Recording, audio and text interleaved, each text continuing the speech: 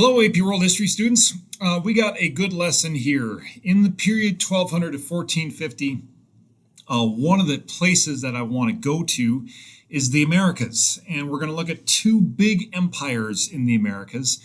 And this video is going to focus on the first of those, which is the Aztecs.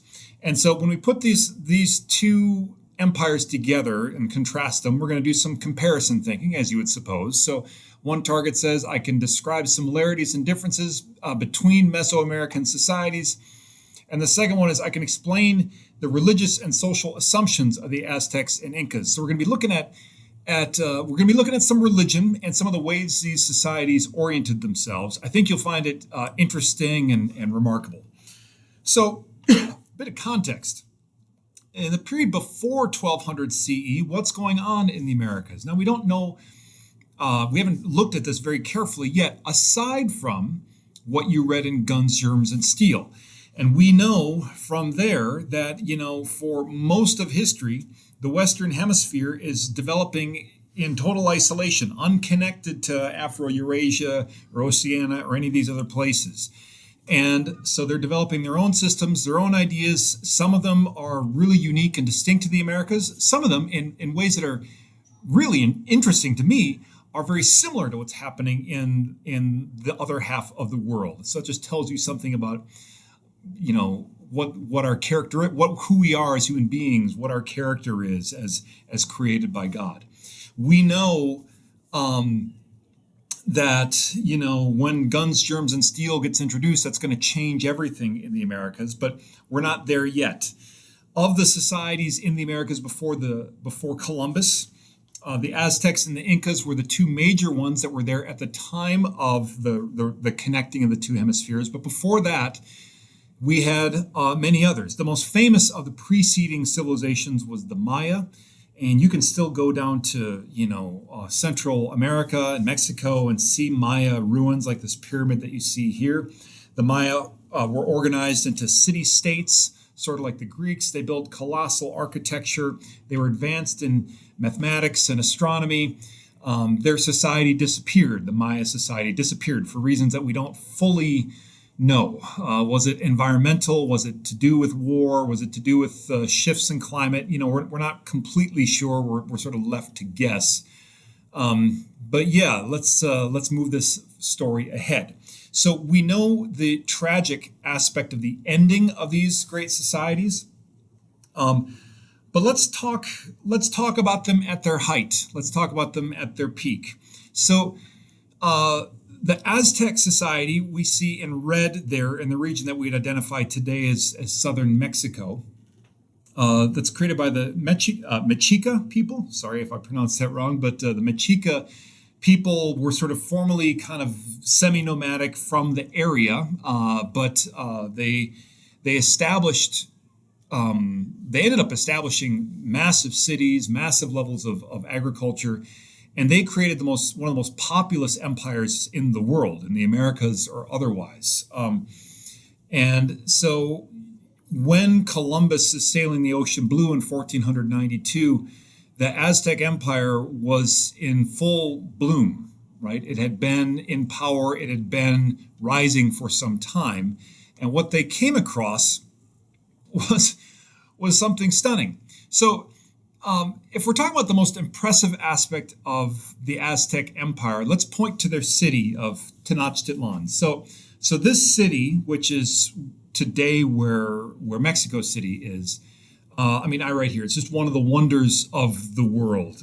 Enormously, it was densely populated. And, that area, which isn't super excellent for agriculture, they adapted to the agricultural needs by creating these floating gardens, these chinampas gardens. And so it's sort of like you create these sort of island gardens, or they're like baskets with dirt that you're growing things in. So they're using the lake that they had to, in a sense, using that for irrigation. But instead of like bringing the lake water inland, they're sort of bringing the inland out to the lake and creating these floating gardens out there as a way to provide enough food, which is pretty nifty. They had a written language of sorts. It's like a pictographic language, sort of like, like what you'd see in ancient Egypt or something like that. They're called codices. And so if you first glance at them, it might just look like a set of drawings, but it was conveying sophisticated information like a written language would. One of the most interesting things is that it's the city itself, the center of the city is on an island surrounded by, in the middle of a lake. And they've got these causeways, these sort of floating causeways or these ramps that can lead you from the island to the mainland. When the Spaniards came across it, they compared it to Venice, right, with all the canals. It's an obvious comparison, but they're also sort of like it's Venice, but more amazing in a sense, right? It had this courtyard, or this, not courtyard's the wrong word, a city square full of broad boulevards and pyramids that were plated with gold, sort of like gold plating surrounded. Can you imagine standing in like the hot midday Mexican sun as there's these enormous pyramids plated with gold, the sun is shining off of it, and you are, I mean, just for the Spaniards who were there for, God, gold, and glory, they're just kind of losing their minds, pooping their pants a little bit, kind of can't believe what they're coming across, and they're going to proceed to, well, some of the things that they proceeded to do. We've read about that, and we'll study that a little bit later on. We're not to that part of the story yet, but it's fair to say that when Europeans arrived in the city, they just couldn't believe it. They couldn't believe what they were seeing. And for Americans or younger North Americans who are used to thinking about like the indigenous peoples of the Americas in terms of like semi-nomadic groups or hunter-gatherers or people sort of hunting buffalo, not to just dismiss that, but like we need to, in a certain way, when we're dealing with Mesoamerica and South America, get those ideas out of our heads. We're talking about major cities, huge political states and empires. This is a sophisticated and remarkable operation that's just going to come to a catastrophic end soon enough. Economically, for the Aztecs, there's a wide variety of trade goods available. Now, because of the lack of large domesticated animals, because of the difficulty of traversing the Andes Mountains in the Andean region, there's little, if any, direct movement or trade movement between the Andean region in South America and this area here in Mexico. Nevertheless, there is a lot of trade movement, regionally. And so these, Cortez and the Spaniards, where we get a lot of these records, where we get a lot of this information, they're talking about how you go to a marketplace and they're like, you can find anything. Everything is for sale at this sort of place. You name it, you can find it. Now, partly why there are so many trade goods around is because, there's merchants and they're making money, and the merchants could make a lot of money moving these trade goods around. That's true everywhere. The other thing that's sort of interesting is the Aztecs were, how can I put this? Not awesome neighbors to neighboring peoples. They did sort of like what we studied with China, where they would conquer neighboring peoples, and then as a way of dominating them, they would extract tribute. So we'll talk about the most notorious form of tribute in a moment, but a more common form of tribute is they required tribute of goods.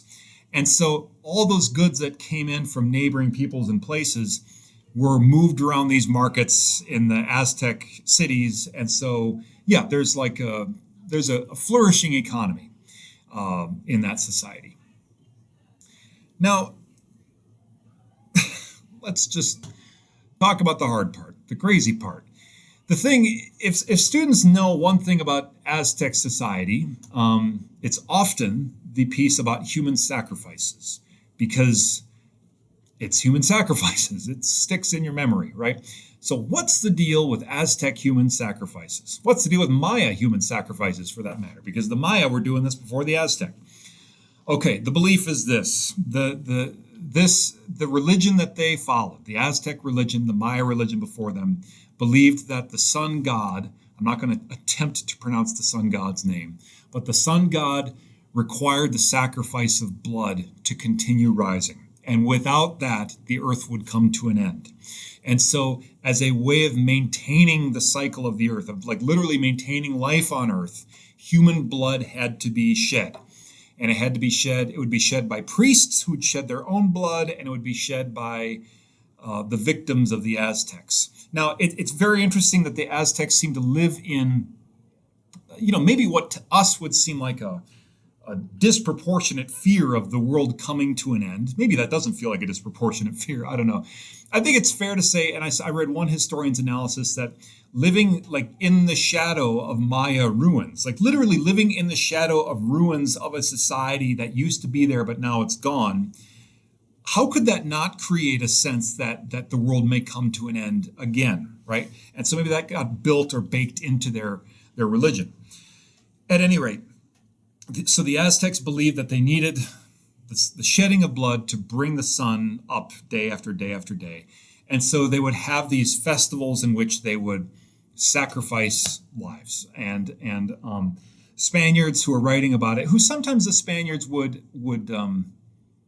some people believe the Spaniards would maybe exaggerate some of these accounts as a way to justify the things they were going to do. I think there's also plenty of evidence to support what the Spaniards were saying, but Spaniards reported that when they do this thing of having a festival here, it's just like from sun up to sundown, a constant, literally parade up this pyramid where it's like, at the bottom are people who had been captured as slaves or prisoners by the Aztecs. Maybe they lived in Tenochtitlan for some time as slaves, but now it's their lucky day, so they're at the bottom, and they get grabbed by people, brought up to the top of the pyramid. Someone grabs an arm, two people grab the two arms, two people grab the two legs, a priest shouts some stuff, cuts open their chest with his big dagger, removes the heart, throws down the heart, tosses down the body, shouts next, brings up the next human body, and this is done, this is being done in the hundreds by the day.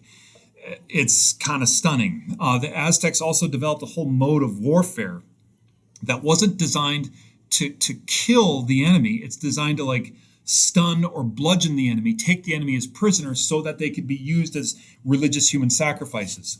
So like when the Spaniards are fighting against Aztec warriors later on, the Spaniards are using, guns and steel. The Aztecs are using a weapon that's kind of like a baseball bat with like a razor edge on either side.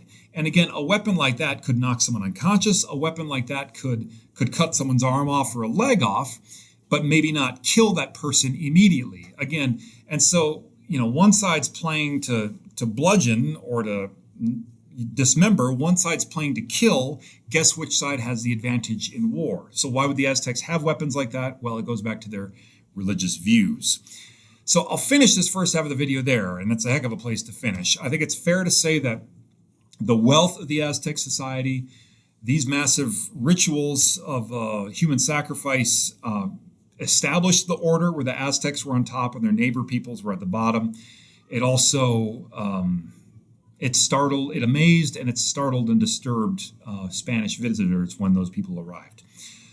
So what similarities and differences did you notice here between the Aztec society and other societies we might have studied later? Look for a video on part 2, the Inca, but thanks for engaging, guys. Have a good day.